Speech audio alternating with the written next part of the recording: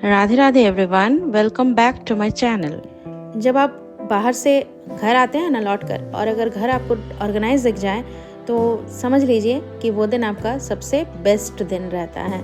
मेरे साथ तो हर दिन ऐसा होता है, लेकिन अभी फ़िलहाल मेरे मम्मी पापा घर में है नहीं, तो जिस वजह से हमारा घर बिल्कुल डिसऑर्गेनाइज होकर पड़ा हुआ है। सुबह सुबह जल्दीबाजी में जितना होता है काम कर लेती हूँ। बाकी भाई रहता है, लेकिन भाई के ऊपर पूजा करने की जिम्मेदारी रहती है और दिव्य को ले जाना और लेकर आना और ऑफिस संभालना।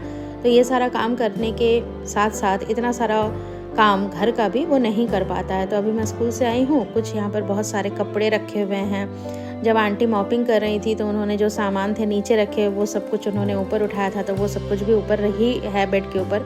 उन सब चीज़ों को भी उतार कर रखना है। किचन डिसऑर्गेनाइज है, इसे भी ऑर्गेनाइज करना है। एक थिंग अच्छा है कि आंटी रिटर्न आ गई हैं, वो बाकी का काम करती हैं।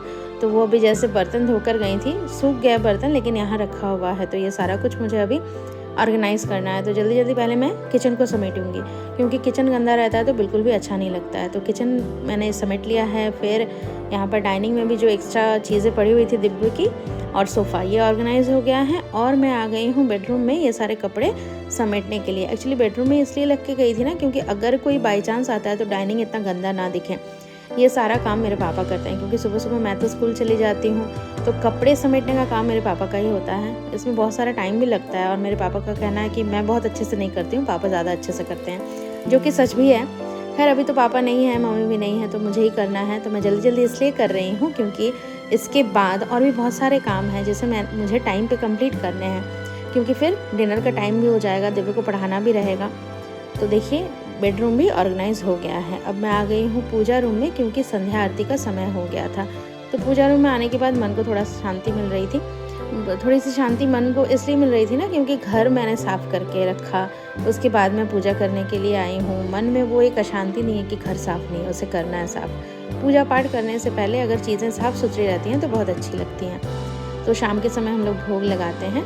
तो भोग में ना शाम को इन जनरल हम लोग ज़्यादातर कैश्यू नट देते हैं, बट कैश्यू नट अभी ख़त्म हो गया था, इसलिए आज नहीं दे पाई। आज इसलिए मैंने यहाँ पर बादाम और हम लोग इसे बोलते हैं इलायची दाना, वो हमने दिया भोग पर, भोग लगाया। और उसके बाद ये शंख है, ये शंख मेरी मम्मी मेरी नानी के यहाँ से लेकर आई थी। तो ये शंख हम लोग रोज़ शाम के समय बजाते हैं। तो शंख को बजाकर मैंने आरती को ख़त्म किया, भोग लगाकर भोग को नीचे उतार लिया ठाकुर जी के भोग लगने के बाद। और उसके बाद ये जो जितने सारे फूल हम चढ़ाते हैं पूजा करने वक्त, वो हम शाम के समय उतार देते हैं, ताकि ठाकुर जी जब सोएं तो उनको थोड़ा सा कंफर्ट फील हो। हम भी जब सोते हैं तो रिलैक्स ड्रेस पहन के सोते हैं ना, रिलैक्स होकर, इस वजह से। तो फूल सारे उतार कर रख दिए, सूखे हुए फूलों को। और यहाँ पर कर्टन भी लगा दिया है। कर्टन अभी चेंज कर दिया है क्योंकि थोड़ा थोड़ा ठंड है, तो थोड़ा मोटा वाला कर्टन लगा दिया है। और लाइट्स हम ऑफ कर देंगे और एक छोटा सा यहाँ पर ये वाला लाइट जलेगा। तो चलिए ठाकुर जी को सोने के लिए गुड नाइट बोलकर मैं आ गई किचन में डिनर बनाने के लिए। तो रोटियां मैं सेक रही हूँ और जा रही हूँ अब डिनर करने के लिए। तो मिलती हूँ इसी तरीके के अगले ब्लॉग में। Till then take care, Radhe Radhe, bye bye. Thanks for watching.